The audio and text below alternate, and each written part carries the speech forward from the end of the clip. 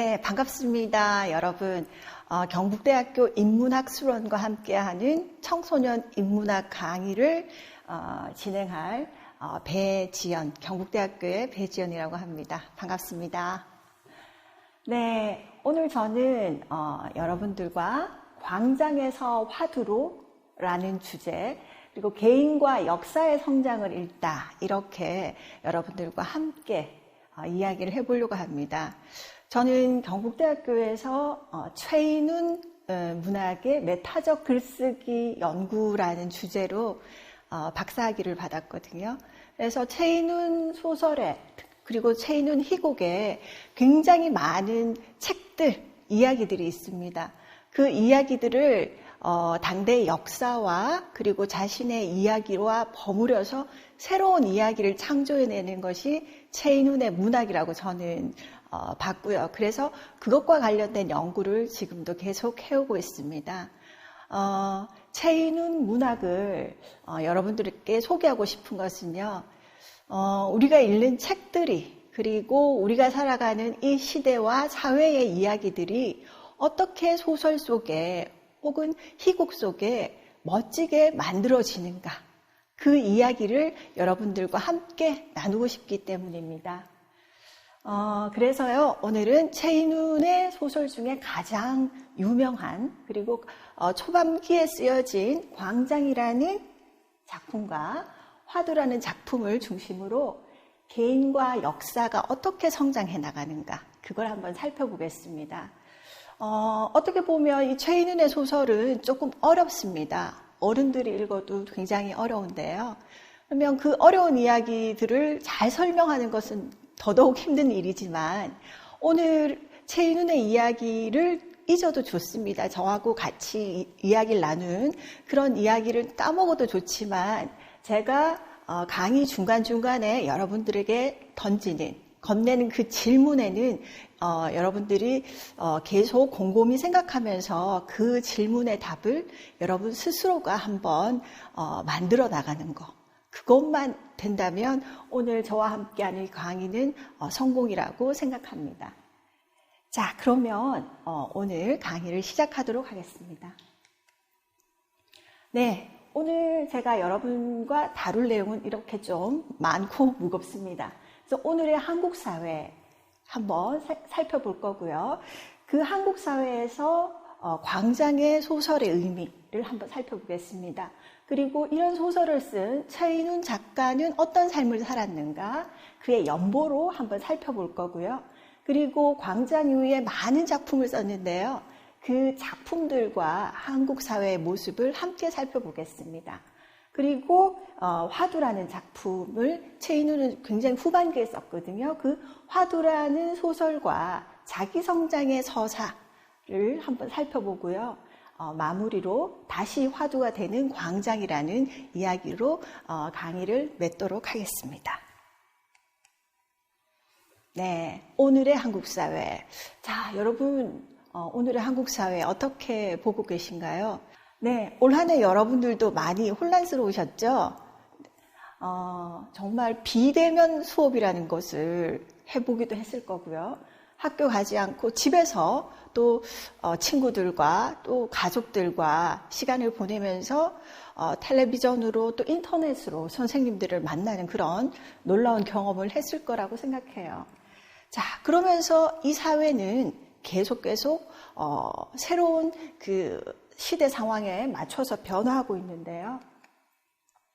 그래서 우리가 지금 계속 마스크를 쓰고 있다든지 우리가 전에 누렸던 그런 모든 것들이 얼마나 축복이었나, 이렇게 절감하는 그런 시간을 보내고 있습니다. 네, 이 코로나 팬데믹 상황에서 우리 K-팝처럼 K-방역이 굉장히 세계적으로 성공한 사례로 지금 꼽히고 있습니다. 네, 굉장히 자랑스러운 일이기도 하죠. 지금은 좀 덜하지만요, 여러분들 기억나는지 모르겠지만 2020년 초에 그 중국에서 시작된 바이러스가 한국으로 오면서 뭐 신천지 교회나 이런 걸로 굉장히 초기에 확산되는 그런 상황이 있었잖아요. 그 상황에서 우리는 코로나 확산을 막기 위해서 국가의 방역 수칙을 굉장히 엄격하게 강화하면서 그 감염자의 그 일일 동선을 매우 세분화하여서 그것들이 사실 일반 대중에게 공개되는 그런 상황들이 있었어요. 자, 이런 상황을 놓고 일부 국가, 지금 초기의 이야기입니다. 그래서 프랑스 같은 서구 유럽의 국가들은 아니 어떻게 국가에서 개인의 일일 동선들을 다 오픈하느냐, 개인의 프라이버시를 너무나 침해하는 것이 아닌가라고 하면서 굉장히 중국이나 한국의 사례를 비판하기도 했습니다. 물론 그 나라들은 지금 유럽에서 개인의 자유를 제한하지 않았던 나라는 굉장히 지금 많이 코로나가 확산이 되어서 우리나라와 비교할 수 없는 수준이 되긴 했습니다. 그렇죠? 예, 그런 상황에서 이 국가의 방역 수칙과 개인의 자유 사이에서 어느 것이 더 중요시돼야 될까라는 질문들을 하기도 했습니다. 그래서 한동안 2020년 초반기 3월, 4월, 5월 이때까지 굉장히 확산하는 상황에서 개인의 그 감염자의 그 동선을 공개하는 이 과정에서 일부 사람들은 이렇게 개인의 어떤 자유나 그 사생활이 노출되어도 괜찮은가 하면서 염려를 표한 적이 있습니다. 자, 그러면 여러분들께 한번 질문을 해보겠습니다. 예, 정말 국가의 방역 수칙과 국가의 방역 수칙도 지키고 또 개인의 자유와 권리를 함께 지킬 수 있을까요? 예. 그리고 이 국가의 방역 수칙을 지키면서 개인의 자유와 권리를 함께 지키는 것, 이러한 그 공존은 가능할까요? 이런 질문들이 떠오르게 됩니다. 네, 여러분들도 한번 고민을 해보세요. 그리고 우리가 이 강의가 끝나면 거기에 대한 질문은 스스로가 한번 찾아보기를 바랍니다. 저는 이 타임에서 바로 이 광장이라는 소설과 그 광장을 쓴 작가 최인훈 선생님을 떠올렸습니다. 저는 최인훈을 굉장히 오랫동안 공부를 했기 때문에 이거는 최인훈 선생님이 소설을 통해서 평생 고민한 이야기다 라는 것을 직감할 수가 있었거든요. 최인훈 선생님은 그 아주 젊었던 시절부터 그리고 이렇게 나이가 든 시절까지 굉장히 고민을 했습니다. 국가가 말하는 그 이데올로기가 개인의 자유를 심각하게 침해하는 그런 사태에 이르렀을 때 인간은 어떻게 할 수 있을까? 그것을 고민했던 분이 바로 이 최인훈 선생님이고요. 이 최인훈 선생님이 썼던 대표적인 작품 광장이 바로 그렇습니다.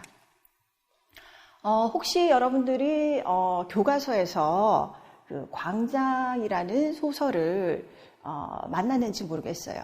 아마 고등학생이라면 아마 그 교과서에서 만났을 것이고 중학생이라면 못 만났을 수도 있어요. 그렇지만 굉장히 중요한 작품이기 때문에 여러분들이 언젠가는 만나게 될 거예요. 제가 대학에서 강의를 할 때 광장을 읽어봤나요? 얘기를 하면 듣기는 들었는데 안 읽어봤어요 하는 친구들도 되게 많아요. 예, 참고서나 이런데 내용 정리한 것만 읽은 친구들이 많은데요. 전반적인 내용은 이렇습니다. 이 광장이라는 소설에는 아주 핵심적인 단어들이 나와요. 예, 대표적인 게 광장이고요. 그 다음에 또 거기에 대표되는 밀실이라는 게 나와요. 여기에 주인공은요, 이명준이라는 청년인데요. 그 청년은 남한에 살고 있는 대학생입니다. 해방 직후에 남한에 살고 있는 대학생인데요. 나중에 이 남한에서 북한으로 월북을 하게 됩니다. 월북을 하게 되는데 이 남한에서 북한으로 월북하는 이 과정에서 남한에 사는 동안 이 남한을 어떻게 생각하고 있었냐 하면요. 이명주는 밀실이라고 비유를 했습니다. 남한에는 그 정치의 광장에는 똥오줌밖에 없다, 쓰레기밖에 없다 이렇게 얘기를 하고 있습니다. 그리고 정말 그 사람들이 공공적으로 누려야 할 광장에 뭐 분수도 있고 그 다음에 꽃나무들도 막 있는데 당시에 남한 사람들은 정말 그 광장에 공적인 사람들이 누리도록 만드는 그것을 몰래 밤에 딱 훔쳐가지고 자기 집 수도꼭지로 쓴다든지 아니면 자기 집은 깨끗하게 해놓고 광장에는 쓰레기만 다 펼쳐놓는다. 그리고 정치의 이야기들이 논하는 그 광장에는 정말 말도 안 되는 쓰레기 같은 말만 오간다. 그래서 남쪽에는 제대로 된 광장이 없다. 이렇게 얘기를 하고요. 그렇게 해서 북한에 갔더니만 월북을 해서 그때는 6.25 전쟁 전입니다. 이 소설의 배경은요. 그래서 북한에 갔더니만은 북한에는 너무 광장은 있는데 그 광장에서 이야기할 수 있는 건 딱 하나밖에 없어요. 김일성 수령님 그리고 북한 노동당은 위대하다. 그런 말밖에 못하는 거예요. 그리고 만약에 북한의 주민들의 현실, 실상을 그대로 적어서 신문이나 이런 데 보도를 하면 그 북한에서 관련된 고위공직자들이 계속 비판을 하면서 네가 글을 이렇게 쓰면 인민들이 어떻게 생각하겠노? 라고 얘기를 하면서 공산당의 이런 위대한 업적들을 네가 가리는 글을 써서는 안 된다 라고 하면서 일방적으로 북한을 찬양하는 이야기만이 존재하는 광장, 그리고 개인의 자유라든지 사적인 영역이, 즉 밀실이 전혀 보장되지 않는 사회가 바로 북한이다. 이렇게 얘기를 하고 있어요. 그래서 이 광장이라는 소설에서는 한 청년이 남한에도 살아봤고 북한에도 살아봤지만 결국 둘 다 정말로 진정한 광장과 진정한 밀실이 공존하지 않는 그런 사회다. 그래서 나중에 6.25 전쟁, 한국전쟁이 일어났을 때 포로가 되는 이 주인공은 결국 남한도 가지 않겠다. 그리고 북한으로도 가지 않겠다. 그리고 나는 중립국으로 가겠다. 라고 하면서 중립국행 배를 타는 이야기예요. 자, 그런데 중립국행을 가는 배를 탔지만 소설의 마지막 장면이 이렇게 돼요. 그 배에 실종자가 한 명 생겼다는 거예요. 누구냐 하니까 바로 이명준, 미스터 리다 이렇게 얘기를 하고 어디로 갔냐고 하니까 아무도 모르는 거예요. 소설의 마지막 장면이 이렇습니다. 그는 아마 마카오쯤에서 어디론가 사라져 버렸다. 이렇게 소설을 쓰고 있습니다. 근데 제일 처음에는요, 마카오쯤에서 빠져버렸나 보다. 이렇게 소설이 마무리가 되고 있습니다. 자, 그러면 이 광장은요, 그런 이야기 구조를 가지고 있지만 결국은 남한이나 북한이나 그리고 광장과 밀실 둘 다 공존하지 않는 그 남한과 북한 체제를 거부합니다. 그래서 국가 중심의 이데올로기가 강조되는 그 상황을 거부하고 오히려 개인과 사랑의 길로 다가갑니다. 그러나 이 광장에서 이명준이라는 주인공이 보여주는 것은요, 결국은 국가와 개인, 이데올로기와 사랑 같은 공적이고 사적인 영역들이 조화롭게 공존할 수 있는 이상적인 사회를 꿈꾸지만 결국 중립국으로 가는 배를 타봐도 그러한 공간은 현실에 없다고 생각을 한 것 같아요. 그래서 바로 그런 유토피아를 꿈꾸는 이야기다. 광장을 그렇게 볼 수 있겠습니다. 그렇게 봤을 때 국가와 개인의 관계 속에서 고민을 한 이 광장은 사실 코로나 방역에서 제가 아까 던졌던 질문, 국가의 어떤 그 전체적인 이익과 사적인 영역들이 어떻게 조화롭게 공존할 수 있을까? 거기에 대한 질문과 같다고 볼 수가 있겠습니다. 네. 오늘날 한국 사회에 또 이런 문제들이 있죠. 저는 이런 상황을 보고, 여기가 지금 광화문 광장이에요. 여러분 혹시 광화문 광장에 가보셨나요? 예, 우리 대한민국의 대표적인 장소라고 할 수 있죠. 그리고 광화문 앞에 보면 경복궁이 있죠. 그 경복궁을 지키는 광화문이 있고, 광화문 앞에 정부 청사가 있는데 그쪽에 쭉 있는 거리 공간을 우리가 광화문 광장이라고 하는데요. 이 광화문 광장에는 언젠가부터 우리가 자신의 정치적인 메시지를 외치는 장소로 거듭났죠. 사실은 이게 뭐 2016년, 2017년뿐만 아니라 그 이전에도 많은 정말 정치적인 현안들의 국민들이 목소리를 낼 때 이 광화문 광장에 많이 왔어요.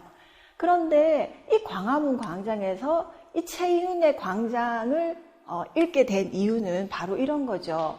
같은 광화문 광장인데 한쪽에서는 어떤 주장을 하고 한쪽에서는 또 그 똑같은 반대 주장을 하는 거죠. 그런데 굉장히 봤을 때는 두 주장이 팽팽하게 맞서면서 나중에는 우리가 민주주의라고 하면 각각의 주장은 다양한 정치적 이견들은 존중되어야 되지만 각각이 서로의 주장에 대해서 너무나 극단적으로 적대시하고 혐오하고 그런 정말 문제적인 상황으로 치닫고 있다는 것. 이 광장의 사태를 보면서 저는 최인훈이 남한과 북한의 각각의 이데올로기로 경도되고 각각의 체제, 남한의 체제와 북한의 체제를 정치적으로 선전하는 바로 그 광장의 속에서의 그 이데올로기들을 발견했습니다. 그래서 어떤 그 부모들은 이런 육아일기를 썼다고 해요. 이게 육아일기라고 하던데요. 예. 태극기와 촛불, 광화문에서 분단을 경험한 아이들이라고 하면서 아이를 키우면서 부모들이 광화문에 가서 이런 시위 저런 시위를 보면서 참여하기도 하고 구경하기도 하면서 바로 이 시기에 드러난 어떤 분단의 체험들이 우리는 전쟁이나 분단의 경험을 잘 못하잖아요. 바로 이 광화문 광장에서 그 분단을 경험했다는 거고요. 그런 맥락에서 저는 광장에서 최인훈의 광장을 읽을 수가 있었습니다. 네, 질문을 한번 던질게요. 여러분들도 뉴스를 많이 봤을 거예요. 뉴스에 보면 광장에 집회들이 많죠. 뭐 일례로 그 얼마 전에 있었던 뭐 어떤 그 장관, 뭐 퇴진과 관련돼서 누구는 그 장관을 절대로 퇴진하면 안 된다. 그래서 검찰 개혁을 해야 된다라고 하는 그런 집회가 있었고, 또 한쪽에서는 그 장관을 퇴진시켜야 된다. 그래야지 그것이 검찰 개혁이다. 똑같은 검찰 개혁을 이야기하면서 두 집회가 동시에 막 이렇게 하는 것을 보았습니다. 여러분들은 어떤 생각이 들었나요? 여러분들도 든 생각이 있을 거고, 또 뉴스에서 그 관련된 그 보도 자료들을 봤을 거고, 또 집에서 부모님들이 또 얘기하시는 것을 들었을 거예요. 과연 여러분들은 어떤 생각이 들었나 궁금합니다. 여러분들 생각했을 때 우리가 민주주의 사회에서 그러한 주장들은 충분히 가능하다고 봅니다. 왜냐하면 독재 국가에서는 어떤 이런 다양한 그 정치적 의견을 발현할 수가 없지만, 우리는 자유민주주의 국가이기 때문에 각자의 정치적 견해를 이렇게 자유롭게 말할 수 있는 거죠. 이것 자체가 저는 민주주의, 우리 사회가 민주주의 국가라는 어떤 표상이라고 생각을 합니다. 그런데 문제되는 부분들은 굉장히 많죠. 예. 어떤 부분이 문제일까요? 그리고 그에 대한 해결 방법은 무엇일까요? 아마 그 문제가 어떤 문제인지 여러분들이 생각한다면 그 문제에 따라 해결 방법이 달라지겠죠. 예, 이것을 여러분들에게 질문으로 던지겠습니다. 어떻게 해야 할까? 네, 아마 이 강의를 듣고 나면 여러분들이 이 질문에 대한 답을 한번 생각해 볼 수 있을 거예요. 네, 그러면 이제 광장과 한국 사회를 한번 살펴보도록 하겠습니다. 예, 자, 이 그림 보이시나요? 예, 이게 아까 제가 설명한 타고르호라는 배입니다.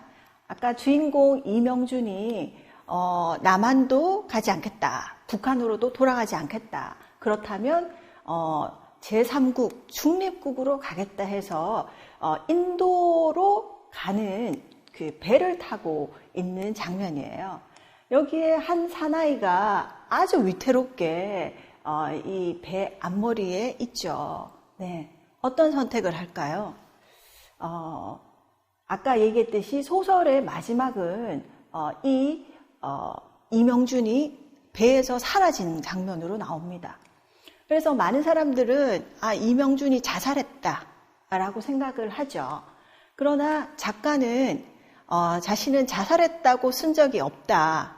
그리고 이명준은 어쩌면 죽지 않았을지도 모른다라고 최인훈 선생님을 직접 제가 여러 번 뵀는데요. 최인훈 선생님 그렇게 얘기를 했습니다. 문학적 장치를 이해해 주기 바란다라고 얘기를 하시면서 최인훈이 물리적으로는 죽었을지라도 그는 다시 그 부활해서 이후에 많은 작품들 속에서 다른 모습들로 재창조되고, 그리고 현대사회에 우리 한국을 살아온 그런 현대인의 한국인의 모습으로 계속 살아있다, 이렇게 얘기를 하셨습니다. 그래서 이 이명준의 죽음, 배에서 사라졌는데 그 사람의 죽음에 대해서 굉장히 많은 논쟁들이 벌어졌습니다. 자, 그럼 한번 이야기를 살펴보도록 하겠습니다. 광장은요, 1960년 11월에 잡지 새벽이라는 잡지에서 발표가 되었습니다. 요것도 다시 한번 해보겠습니다. 광장은요, 1960년 11월에 새벽이라는 잡지에 처음 발표되었습니다. 이 처음 발표가 됐을 때 완전히 난리가 났어요. 왜냐하면 그 1960년대까지만 해도 그리고 사실 70년대, 80년대도 마찬가지였지만요.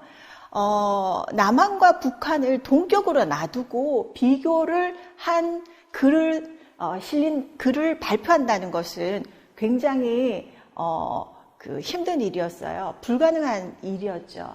그런데 이 당시에 4.19 혁명 이후에 굉장히 좀 자유롭게 이야기할 수 있는 분위기가 생겼고, 그때 마침 아주 타이밍이 좋게 최인훈이 바로 남한과 북한의 이데올로기를 정면으로 비판하는 소설을 쓰게 되었습니다.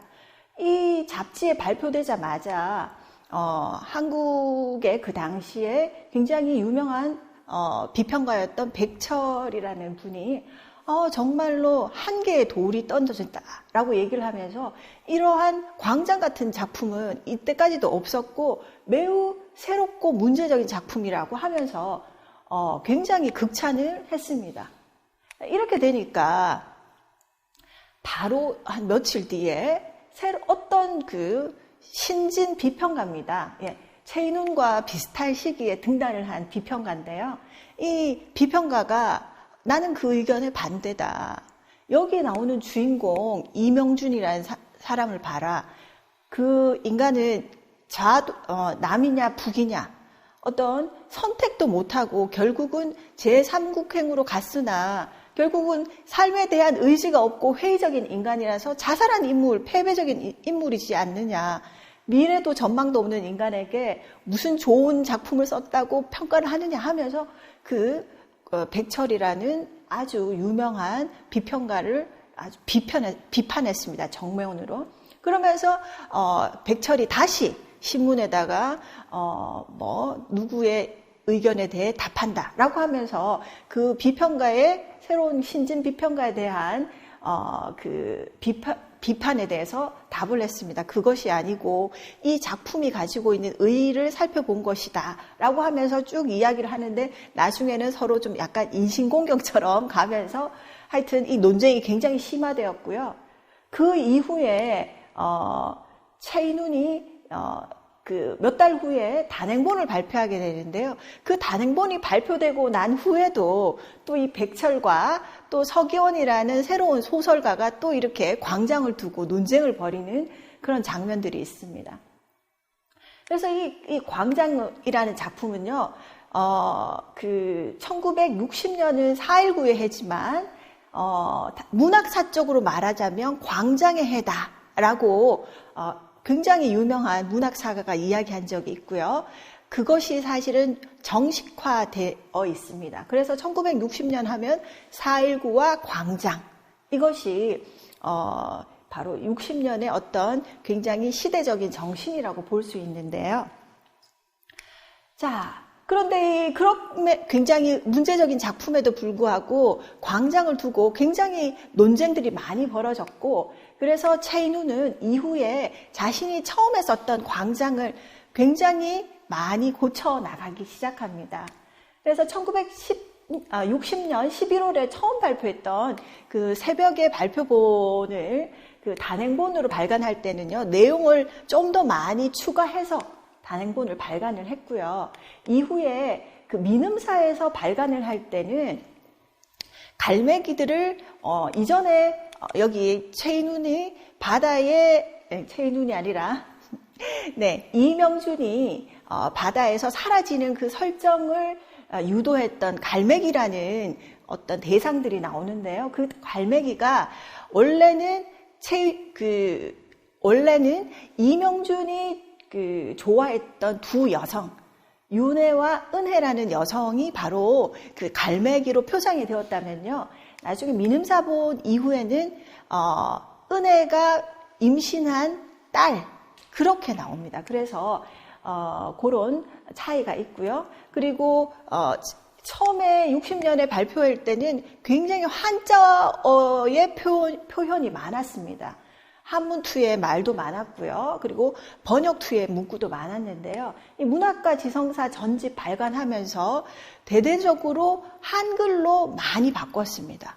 그래서 이 최초본하고 이 문학과 지성사본 굉장히 많이 달라졌어요. 그래서 최초본하고 그 2010년까지 문학과 지성사 전집 발간되고 마지막 개정되는 2010년까지 수차례 개작을 했고요. 이 광장이라는 소설 하나를 가지고 서문들이 무려 7개가 있습니다. 그만큼 체인우는 이 광장이라는 작품에 애정을 가졌다고 할 수가 있겠죠. 자, 그렇다면 이 소설을 쓰게 된 당시 한국 사회를 한번 살펴보겠습니다. 1960년 11월에 발표됐고 1960년이 바로 4.19 혁명이 있었던 해입니다. 자, 여기에 사진들 보면 거리에 가득가득 사람들이 흑백 사진이긴 하지만 교복이나 이런 것들을 입고 굉장히 데모를 하는 장면이고요. 나중에는 이제 대학 교수들이 이렇게 더 이상 사람들 죽이지 마라고 하면서 그 당시 대통령이었던 이승만 대통령의 하야를 주장하게 됩니다. 예. 그러면 그 4.19 혁명이 일어나기 전에 바로 우리 대구에 2.28 항쟁이 있었습니다. 그래서 2.28에 그 경북고등학교하고 지금 있는 많은 고등학생들, 중학생, 고등학생들이 이승만 정권의 무능과 뭐 이런 것들을 비판하면서 시위를 항쟁을 했고요. 이후에 이제 3월 15일에 대통령 선거가 있었습니다. 이승만 대통령이 무려 10수년간을 대통령 하면서 우리가 해방 이후에 정말 국부, 나라의 아버지라고 생각하면서 이승만 대통령을 이렇게 모셨지만 3.15 선거 때 굉장히 많은 선거들이 있었습니다. 그래서 이때 굉장히 타락한 선거를 보였는데요. 이 선거 이후에 바로 마산에서 김주열이라는 학생의 시신이 떠올라요. 여러분들이 아마 한국사 시간이나 역사 시간에 배웠을 것 같아요. 그래서 체류탄의 탄이 이렇게 얼굴을 관통하는 사진. 지금 봐도 너무 끔찍한데요. 그 김주열의 시신이 마산 앞바다에 떠오릅니다.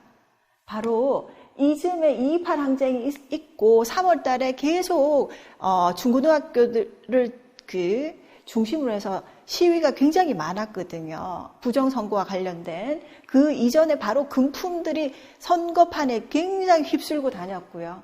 그런 상황에서 이 김주열의 시신이 떠오르면서 바로 마산을 중심으로 해서 부산 이렇게 또 학생들의 시위가 일어나게 됩니다. 그리고 그것이 바로 4.19 혁명의 불씨가 되는 거죠.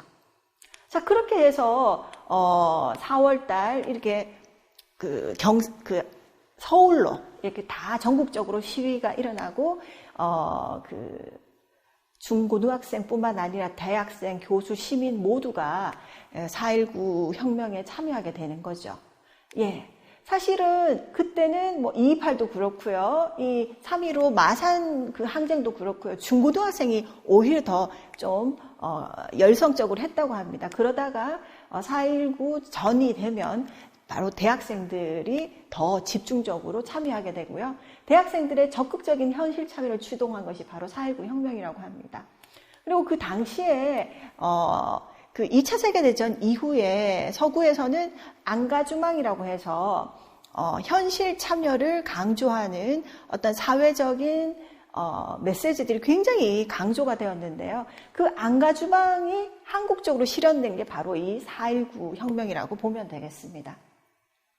그리고 4.19 혁명에 그 즈음 하에서 그리고 4.19 혁명 이후에는 매우 많은 통일과 관련된 논의들 그리고 특히 중립국 체제에 대한 논의들이 많이 나왔어요.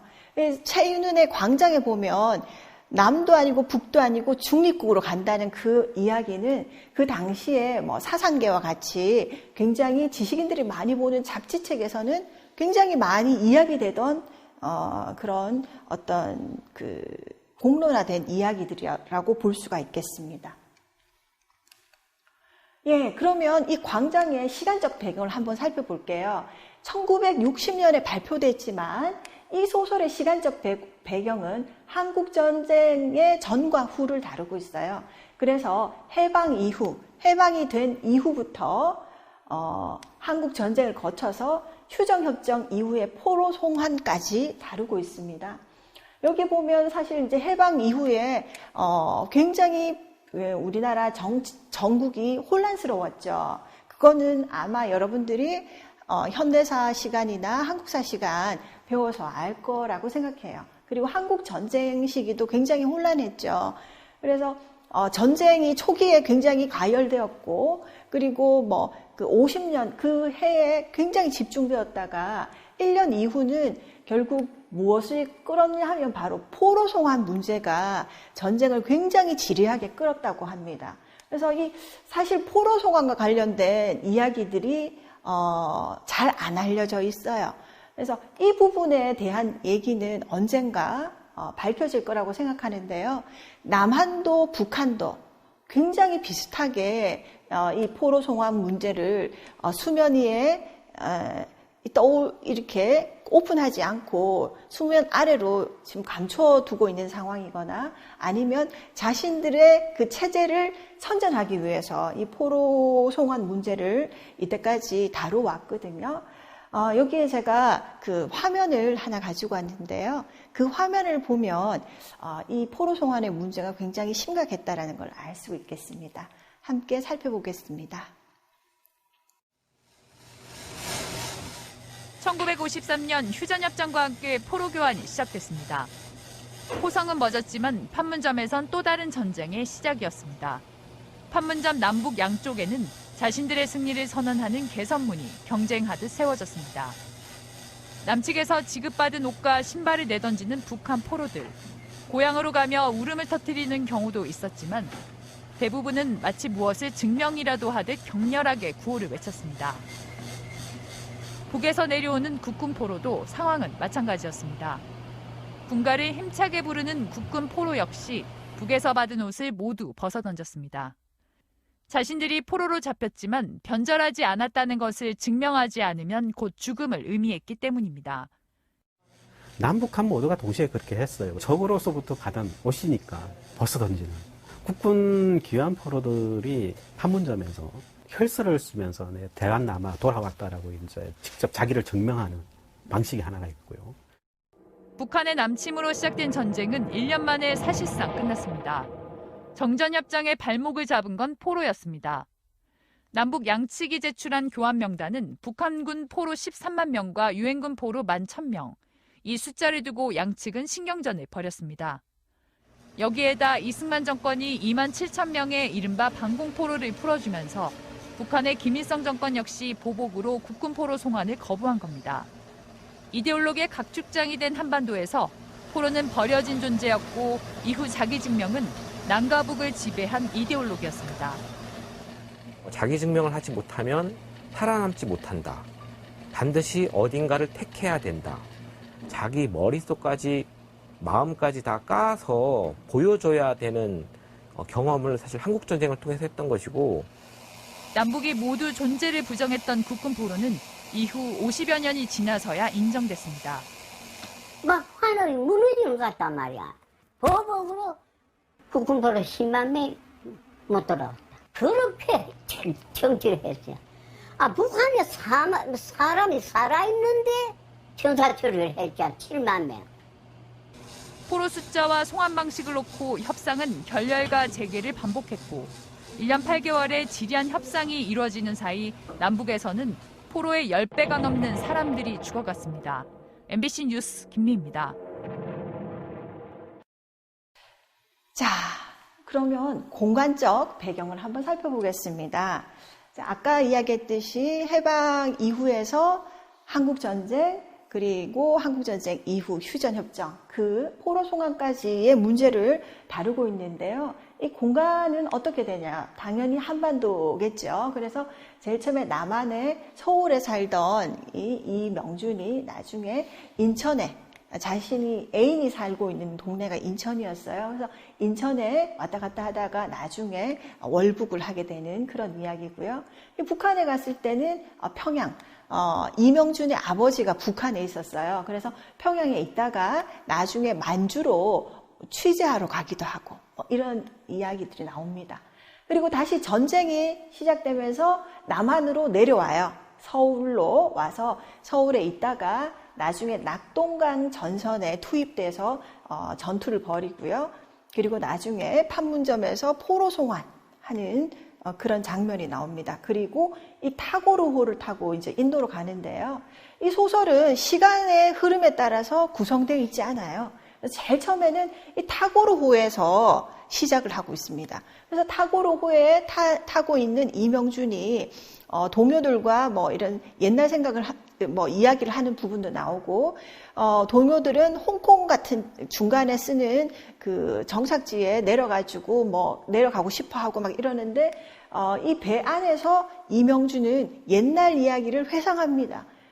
이야기 타고르에서 바로 남한에 있을 때 이야기를 생각했다가, 다시 현실 타고르로 왔다가, 다시 북한 이야기를 생각했다가, 다시 타고르 왔다가, 전쟁 시기를 또 생각했다가 이렇게 왔다 갔다 합니다. 그래서 소설의 처음과 마지막은 바로 타고르호의 이야기입니다. 자, 그러면 이 인도로 가는 그 타고르호에 타고 있었던 그런 인민군 포로들, 그 소설적 장치였을까요?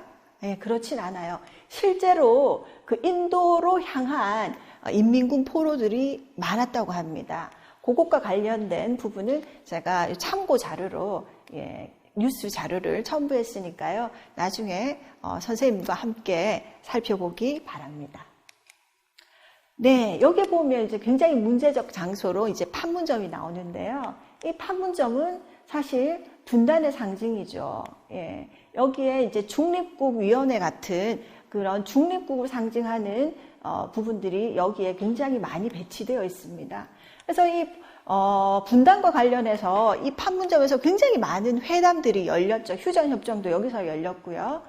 예, 그렇지만 지금은 종전협정을 향해 가는 그 새로운 평화의 상징으로 거듭날 수도 있을 것 같아요. 그래서 몇 년 전에 있었죠.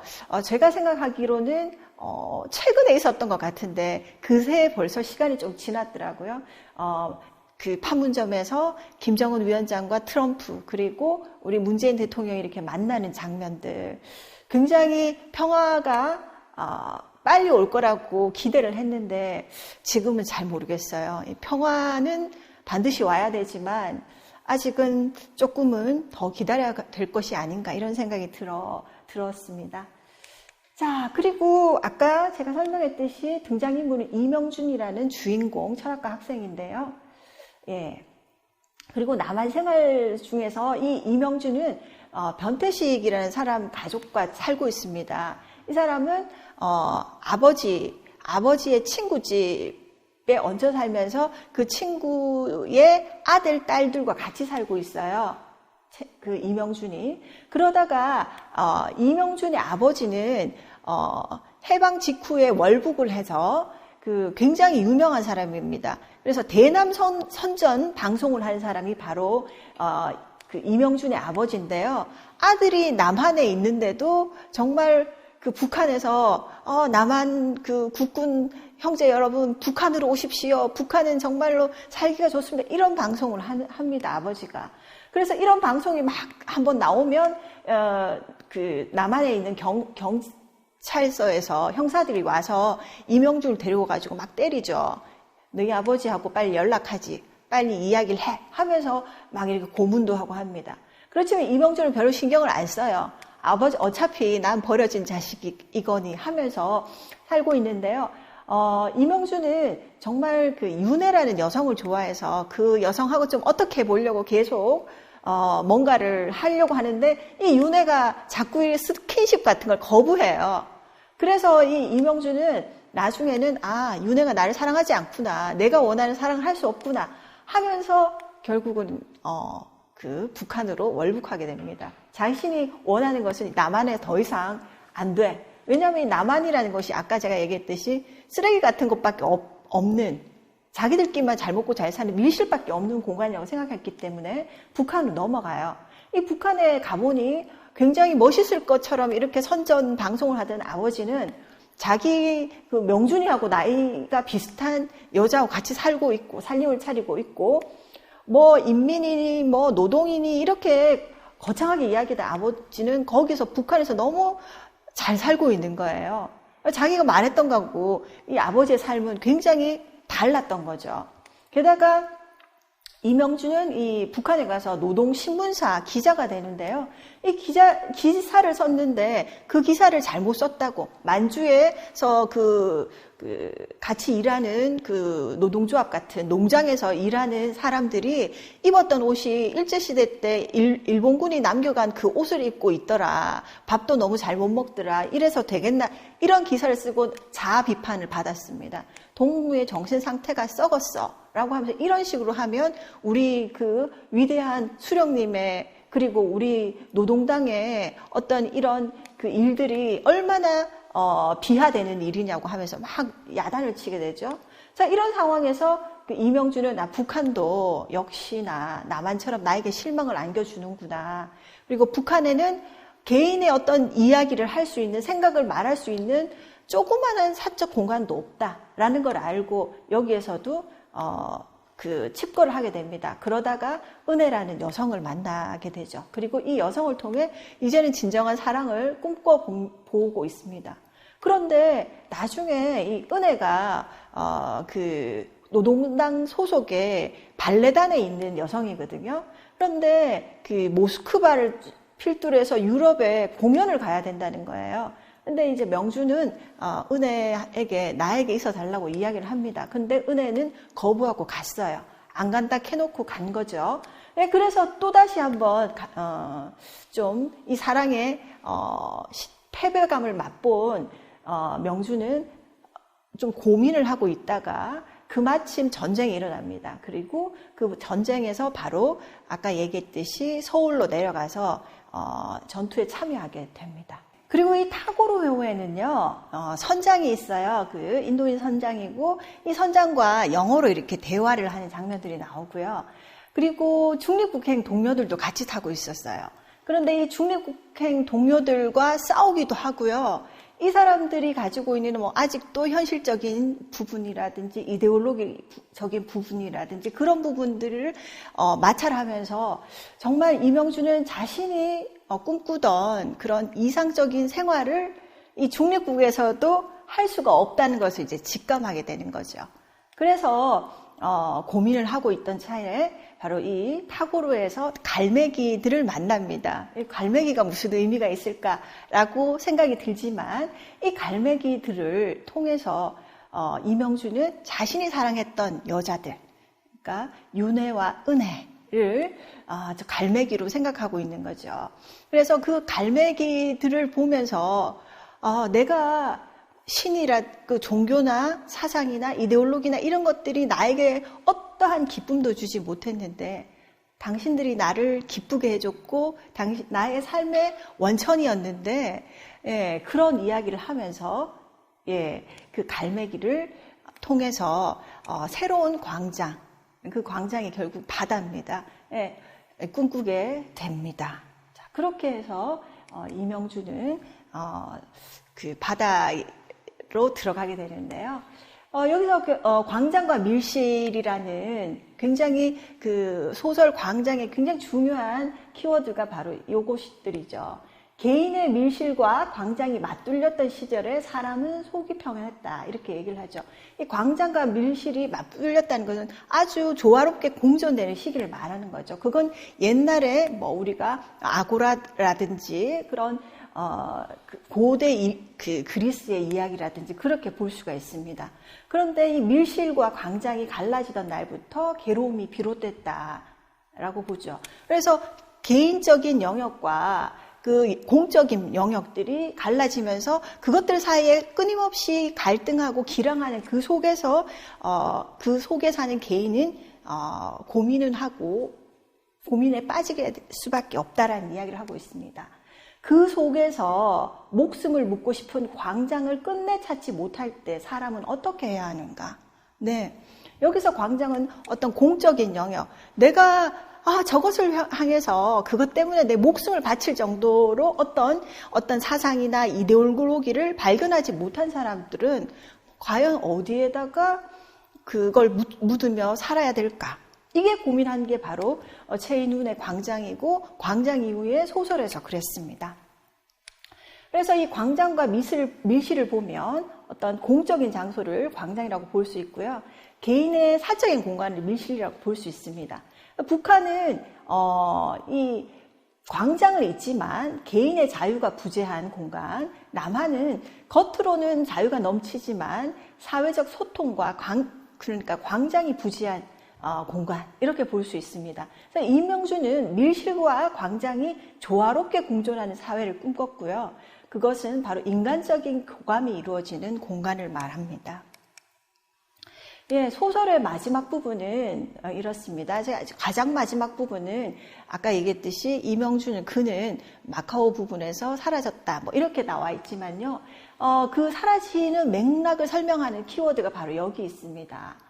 부채꼴 요점까지 뒷걸음친 그는 지금 팽그르 뒤로 돌아섰다. 이 부채가 나오는데요. 여기 보면 부채의 삽자, 요 제일 끝을 말합니다. 여기에 있던 그 주인공은 자신의 영역들이 여기에 있다가 점차 좁혀지고 결국은 사북 자리까지 오고 있다는 것을 이야기하는 부분이 있거든요. 그러면서 거기에서 발견하는 게 바로 또 하나 미지의 푸른 광장이었다라고 합니다.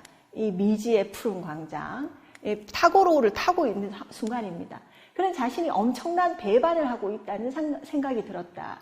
제3국으로 그들을 버리고 새로운 성격을 선택하기 위하여 이명주는요 남과 북을 버리고 제3국 중립국으로 간다는 것을 자신이 사랑했던 그녀들과의 어떤 기억들을 버리는 행위라고 생각하고 배반이라고 생각을 한 거죠.